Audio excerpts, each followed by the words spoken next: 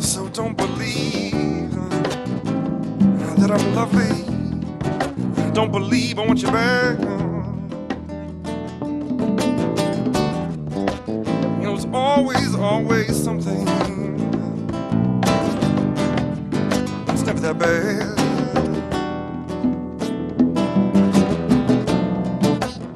Still, I want money. Oh, I try. I try to think for myself. Oh, no. You gotta think for yourself. What Shira, White Stone right here.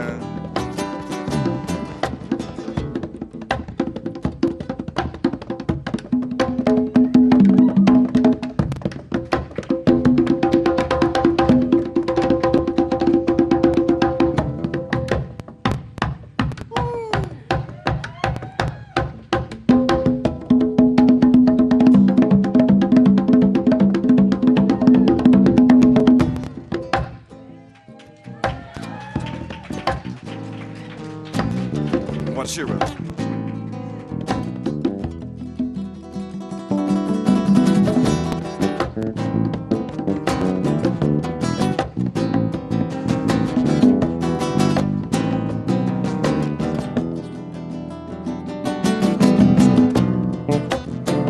Still, I'm so petty. Even though I try.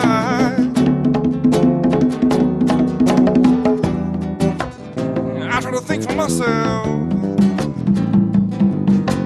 You gotta think for yourself.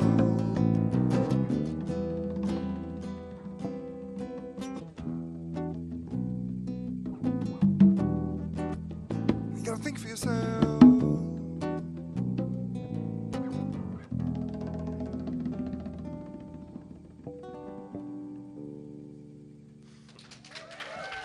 Thank you so much.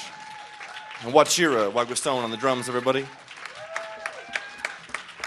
Desmond Whitney right here on the bass.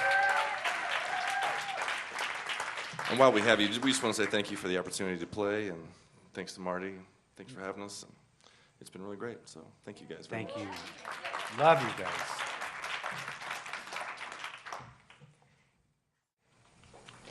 So I have this talk, and then I have this other talk, and there's another one that's brewing, so I have to figure out which one. While I'm doing that, though, I'm going to take a moment, because I just had the most wonderful interaction at the in-between services with a dear, dear part of our community, and I'm just going to take a moment. Where is Pat? Pat Weininger, where is she? Was she? Oh, okay. Well, then she won't be embarrassed. No. So Pat Weininger is one of our new Leadership Council members.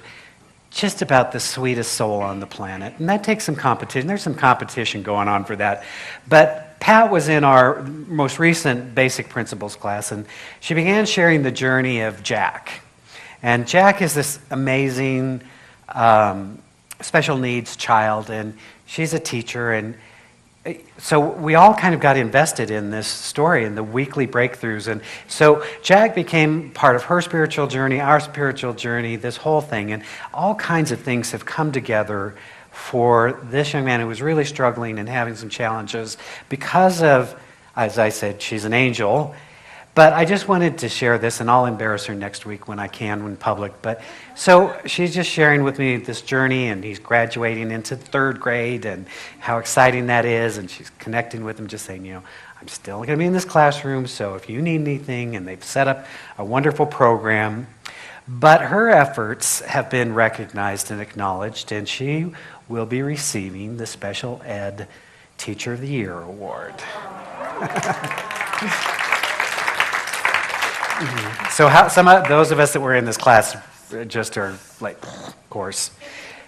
So that really is just so lovely. And I wish we had the time, because I know there's so many people in this community with so many wonderful stories. And I do realize, from time to time, I remember that you guys actually have lives outside of this place. And you do stuff, and you work, and you're making a difference, and you're making contributions. And so it's always lovely to hear that. And it's especially, as I said, Jack became part of all of our spiritual journey. And certainly that opportunity to see beyond the appearance of things, to recognize the spiritual truth and reality of anyone. And so I'm deeply honored to be a part of that journey and have Pat as a part of our community, and vicariously to have Jack as part of our community, trusting and knowing wonderful things are going forth. I was also really touched to have Dr. Barbara Leger here with us last weekend. I know some of you were here, and yes. And I know our practitioners had a expansive experience, as did she. And so, I had quite a long conversation with Barbara. For those who weren't here, Barbara is a minister of science of mind of our community, whose calling took her to the Ukraine. And so for the last 15 years, she's been developing spiritual community in a country that doesn't allow spiritual community, and in a consciousness that doesn't really get, the whole communist state kind of mentality begins to move and seep through a way of being in the world. So I always tell her, whenever I start to get into my little thing about how tough ministry is for me, then I call her and she's like, and they're like, oh yeah. Oh yeah, oh, never mind. I'm good. So it was wonderful for her to be here, and she had a profound experience. And I want to just brag on you a little bit, because what she shared with me was how profound it was to be in this community with you light beings in the consciousness that we have co-created together to have that experience. And I share this because I don't know if you do. Maybe you do this. I don't know. You probably don't do this. But every once in a while, I take my life for granted. Joe, you don't do that. So you're judging me, aren't you? I can see it. I can feel it right now. I'm feeling judged. Right? We kind of forget, because, you got bills to pay, and you got, errands to run, and kids to raise, and, all of the stuff that goes with life. And sometimes we're just like, oh, look at my to-do list. I have all these things to do. And then something or someone comes into your experience and gives you a little gentle or not so gentle slap upside the head and says, hey, your life is pretty darn good. And so that was just a gentle reminder, because I get into, we got bylaws and committees and structures and budgets and all that stuff that goes along with doing this. And every once in a while I get more focused on that kind of stuff than why we're here, which is about healing and transforming lives. And so it was lovely for me to hear that, but I also wanted you to hear that, because that's the compliment to you. Even though I took credit. I didn't. I was very humble. So I am reminded today of the abundance of our universe. Would you agree that we live in an abundant universe? And if you question the abundance of the universe, I'm going to invite you to my house, where I live by a creek with lots of cottonwoods. And so right now with lots of cotton, it looks like it snowed last night. It was like, what happened? And so I'm kind of doing that spring thing. So just bear with me. I'll try and get through this, but that's what's going on. But I am reminded, look at the abundance. It's everywhere. Just like overnight. It's fascinating. So we do live in an abundant universe, and I've been contemplating the nature of life. Thought we'd start with that today, see where we go, right? And I realized that I talk about life, I write about life. If I were to Google search all of my stuff that I've ever done, I'd probably the most used word would be the, and then after that would be and then life, right? And yet, what is the nature of life? What is life?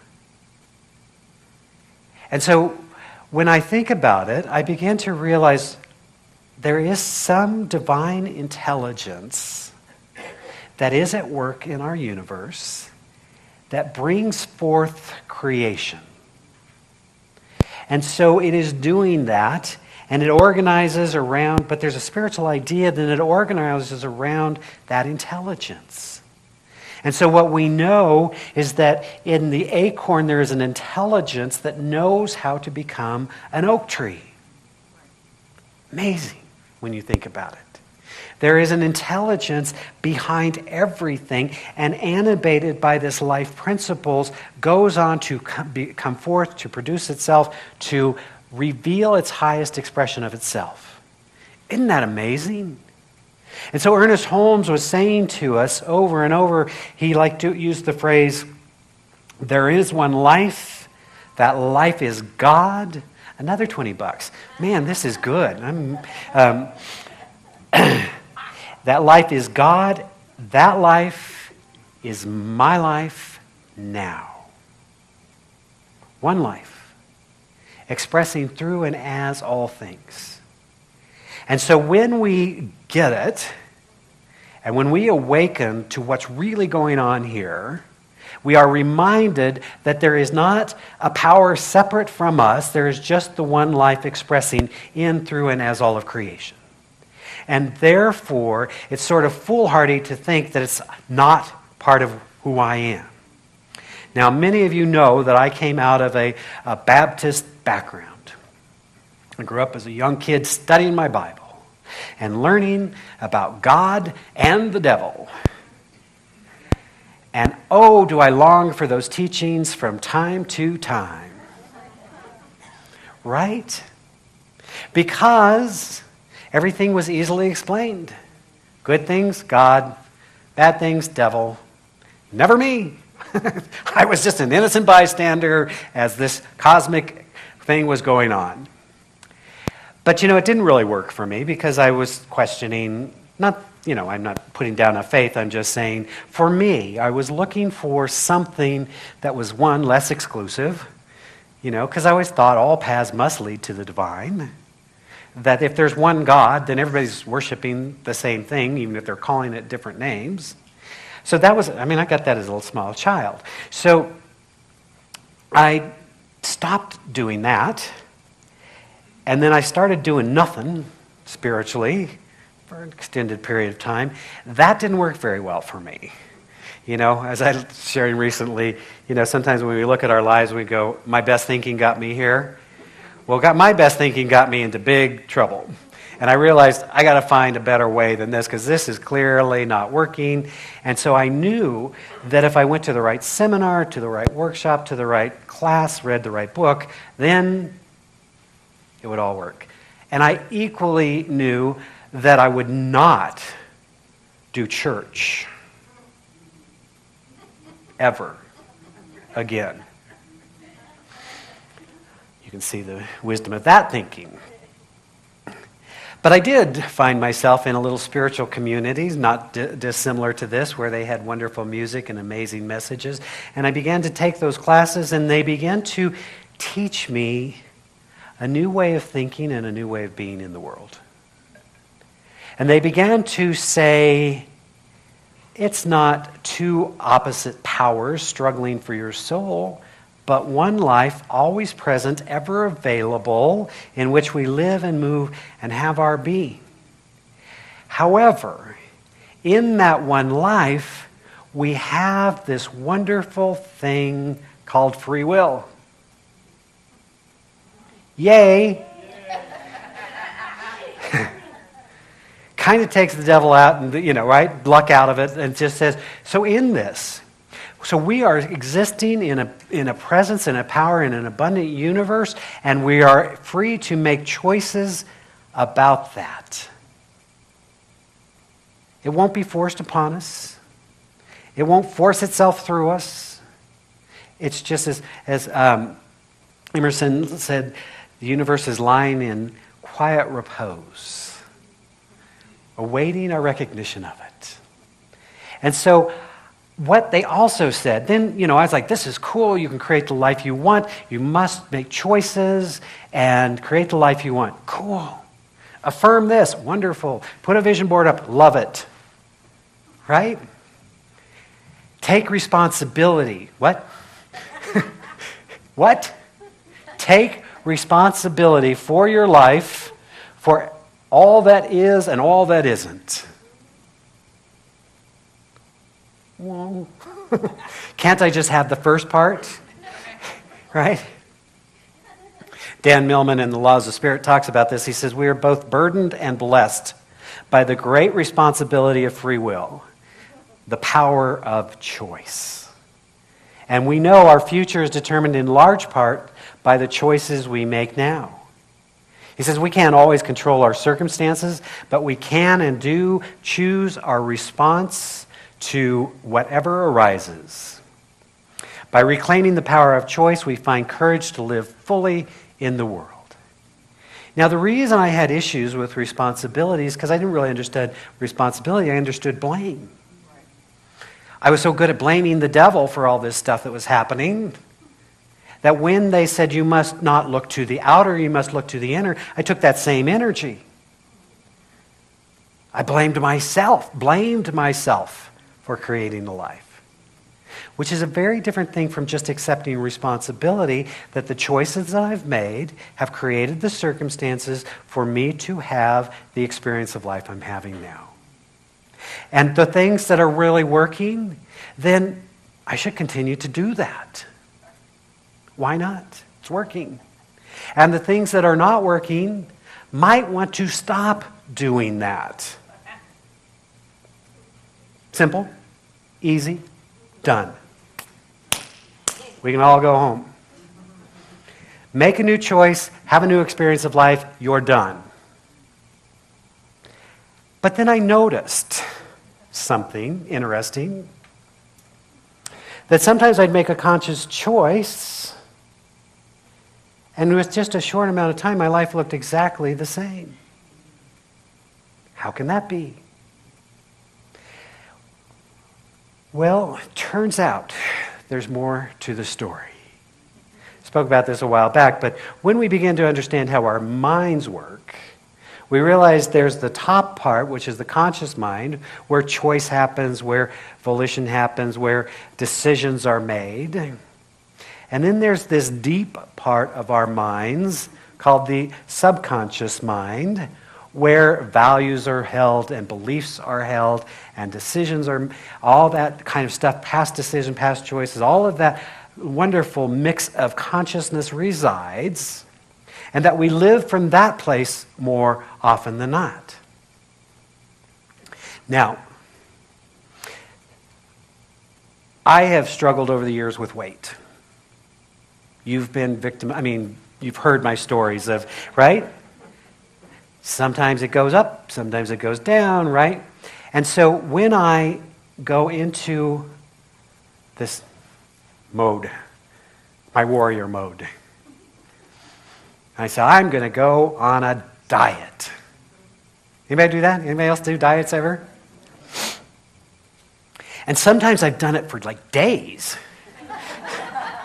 Days at a time. This thing. And then stress happens or what happens, and all of a sudden I'm like, wait a minute. Where did this donut come from? Right? Because we fall back into our old patterns. You see, the will can only carry it for so long until that new choice becomes subjectified, becomes a part of our subconscious mind, and that becomes the new decision point, that becomes the new value, that becomes the new belief. And when that happens, then we just go about our lives and we do things differently. So it takes some work. It takes some practice. It takes some discipline to stay focused on what we want. It also takes a willingness to be willing to look into that realm and say, not what do I say I believe, but what do I actually believe? And the way I know what I actually believe is that's what shows up in my life.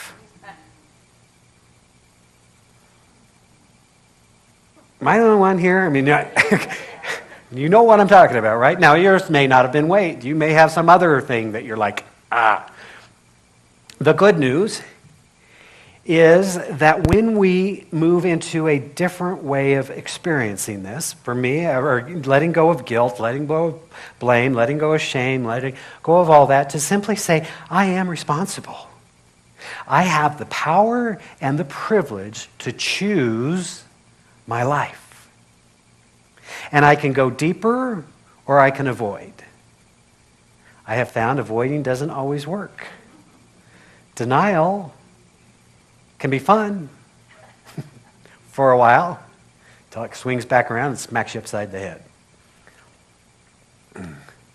So Dan Millman says the law of choices tells us that decisions are not made by words, but with actions. You see, we can talk about it all day long. But until we're moving it into action, until we're doing the things, so when I'm going to the gym and eating right and doing all that, I know I'm into a different decision point than when I'm envisioning my ideal life. Even with my vision board. You know, I've got a lot of different pictures, really hot, amazing bodies with my little head on them. They don't always match up really well. It's kind of weird, you know. Who's that lean, trim guy with the fat face? It makes no sense, right? I have one that's a black guy with my white face. It's kind of weird, but, you know, figure whatever. Right? I mean, that's part of it, but that's not it. Until we get into the action, until we do the things. That's when it comes about. So I love what George Bernard Shaw says. He says, the people who get on in the world are people who can get up and look at the circumstances they want, and if they can't find them, make them. Wow. Because I, from time to time, allow my circumstances to define my life. Is it all right if I just have a full confession today? You know, I feel like I'm needing this, right? Sometimes I say, ta-da! This is who I am, this is what I'm doing, this is where I'm going, and then I go, oh, but there's my donuts. I know, you're to blame, actually. You keep bringing the donuts, so I won't blame the devil anymore. I'm going to blame Flo. So, right? So when we're accepting that the circumstances are determining our experience of life, we're just limiting what is. So I love what he's saying is if the circumstances don't exist, create them. I was sharing at the earlier service, I share this story from time to time, but it's a lovely story. And my mom was a stay-at-home mom. She started having babies at some ridiculously young age, and I think by the time she was 28, had 5 kids. She said, you know, there was 10 years that I never left my house without a diaper bag, right? So we were all like just 2 stair steps. So then my folks divorced, and it was like, oh, I got to do something else here. So up the way from us was a guy by the name of Bill Barber. And Bill Barber was an interesting character. I think he's dead, so I don't think I can get sued for all of these stories that I'm telling. But he was an interesting character. And he looked around at the world one day, and he saw hummingbird feeders. He saw hummingbirds. Get the story right. At the time, there was nothing to do but to watch them on the bushes. So in his garage, he figured out this little thing, created a company. Most of you know the company, even if you don't know it. It's called Perky Pet Products. And Perky Pet Products was the first and largest manufacturer of hummingbird feeders. He became a very wealthy man. And my mom started work for him, putting these things together, and kind of over 25 years became a really integral part of that organization and got paid really amazingly well. Now, the inside dirt on why she got paid so well was because he was crazy. And he knew he was crazy, so he figured if I'm going to be crazy, if I pay the people around me really well, they won't just walk out every time I get crazy. So, he'd have his moods, let's just say. Now, I share that story with you because that's how creation happens. That's where invention comes from. That's when people who can look into what isn't, what's missing, and see possibility and bring it into creation are those that take control of their life and make it happen. But some of us are guilty of looking into creation and seeing it not exist, and we say it's not possible. Let me get this right. Some people say that. Just want to be clear, not us, because we're enlightened, right? So when we begin to move into this new way of being in the world, being responsible for our lives, and being willing not to judge or blame or condemn what is, but to simply say what's missing and how do I create that? You see, what I've been realizing a lot of late is that people who are hugely successful are finding problems and becoming or creating the solution to the problem. Isn't that amazing? Some dude or dudette, I don't know which, honestly, said at some point, wouldn't it be great if you could carry a phone around with you? Well, come on, who would want to buy one of those? Right? And now we all freak out if we go out of the house without ours, right? Oh, I've lost an appendage. I need my phone.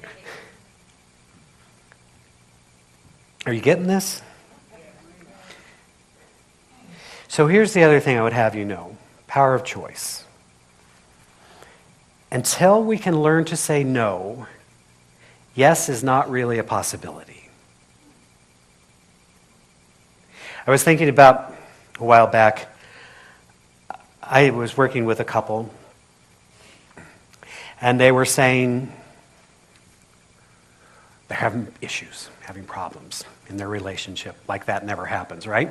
And they were saying, blah, blah, blah, blah, blah, blah, blah, blah, blah, but we don't want to get a divorce. I said, why not? Why not? They were like, well, blah, they had all their reasons, and we made a commitment. It's like, but you're fighting, you don't like each other, you're doing all this stuff. Why wouldn't we put that as an option on the table?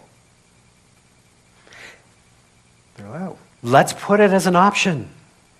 Doesn't mean we have to choose that option, but you see, until you actually put that on the table, your yes is not yes. Now, and it was like, oh my God, he's speaking truth, right? See what I'm saying? Because I hate my job. Quit. I don't want to quit. I could, right? Put it on the table. Put the no on the table so that your yes can be empowered, that you can move forward. Now, what they were really saying is the last option we want is to divorce. We want to work through this, but by not even being willing to engage in the idea. Now, I'm guessing you don't have a lot of ministers say, hey, you should get a divorce. I wasn't saying that. I was just saying create the option so that now we can look at, we have 4 different options. Work it out and be happy together, stay together and be miserable, beat the heck out of each other, get divorced, right? I mean, there's just options. Let's choose one and now choose a path. But over and over, I realized that by making our choices, we also eliminate a whole lot of other things. And that's a good thing.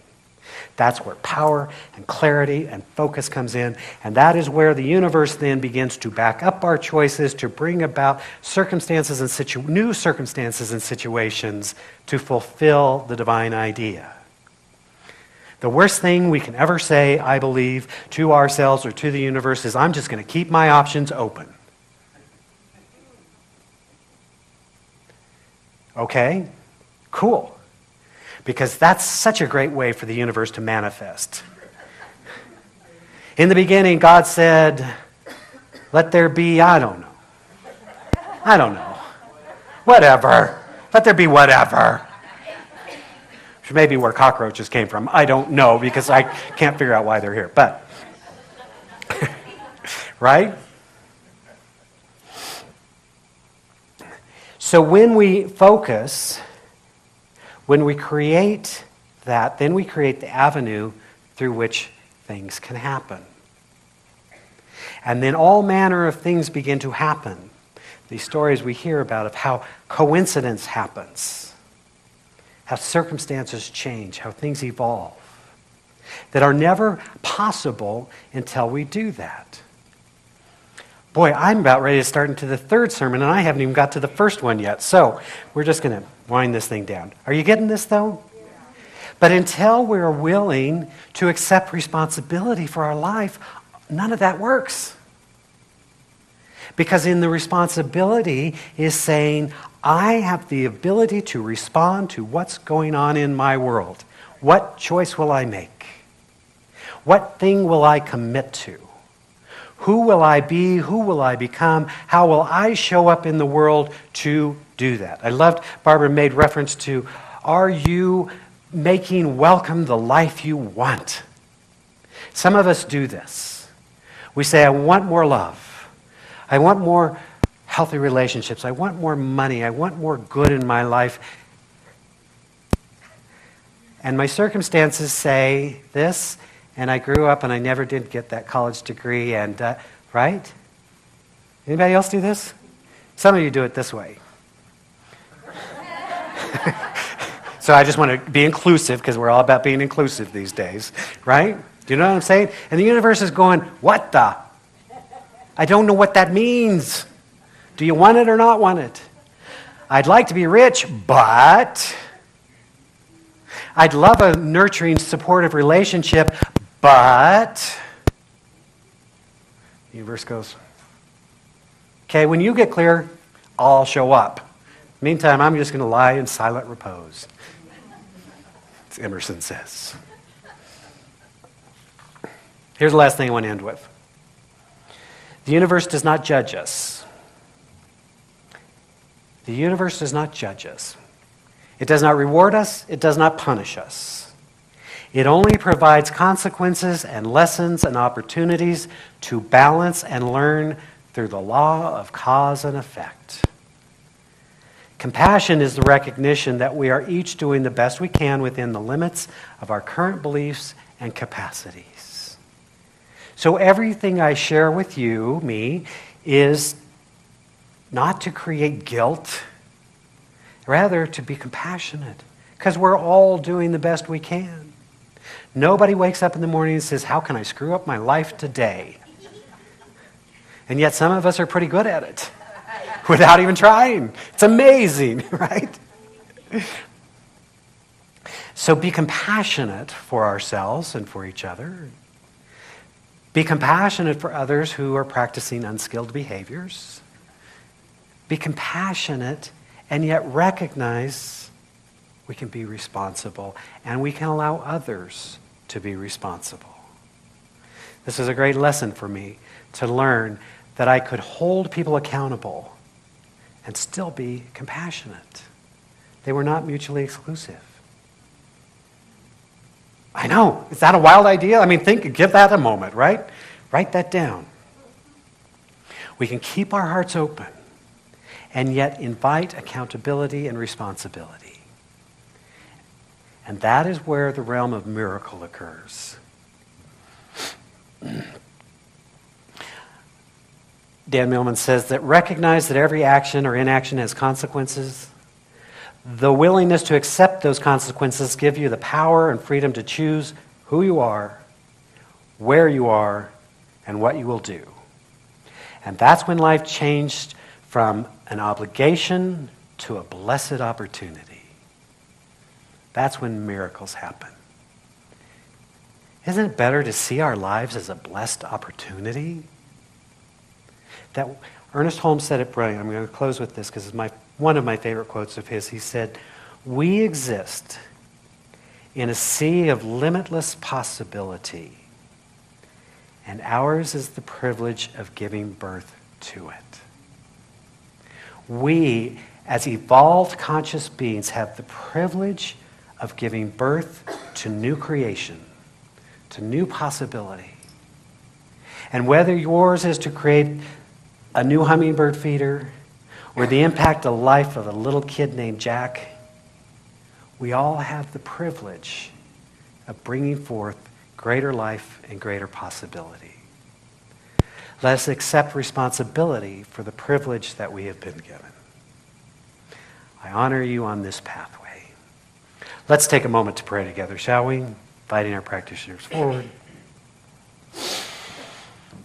Simply breathing into that awareness, breathing into the consciousness of divine love, breathing into the awareness of this one life, ever present, always available, always seeking its highest self-expression, and that life is our life right now, that the breath that we breathe is this intelligence breathing itself through us. This air that we breathe is divine substance. Everywhere you go, everywhere we are, everywhere we look, everything we hear is some part of this divine activity. And so we open our minds in this moment to realize and recognize and affirm this spiritual truth. And so we realize we are in a moment of powerful co-creation. As we choose to experience divine love, we open our hearts and we find it easy to fully and freely forgive, to release, to allow that which no longer serves us to be gently released. We open our hearts to experience this divine love in new ways. We extend compassion to ourselves and to all that we meet. We experience joy and harmony and abundance in our lives because we are open and receptive to the good that is all around us. How good it is to know that right here, right now, we are spiritually free. That life is revealing itself for our highest good, and so we are saying yes to that divine intelligence, allowing it to guide and direct our thought, our word, our activity. We are stepping forth confidently into our greater possibility. We are experiencing greater love, greater joy, greater compassion, greater understanding. We recognize and know that our lives are perfect, just the way they are and just the way they're not. How freeing it is to know that. And we choose again and again to experience our greater good. So I'm just standing in the awareness right here and right now that life is for us, the entire universe is conspiring for our greater good, and so we are simply allowing that greater good to be realized. And because we know right here and right now we are blessed, we simply extend that blessing. We bless this spiritual community, this divine idea known as the Center for Spiritual Living, knowing that it is unfolding perfectly in ways of peace and joy and love and abundance. We extend that blessing to our brothers and sisters around the planet. We are holding a vision of a world that works for all. We're seeing a planet at peace, a planet in harmony with itself. And we take a moment this day to simply give thanks and honor those who have given their lives for us in service to this country. We hold that sacred memory and we give thanks. And as always, we bless all priests, rabbis, ministers, teachers of all faiths, for we know there are many pathways to the divine. And so we honor them all. In joy and in gratitude, I'm simply giving thanks, allowing it to be so, as together we say, and so it is.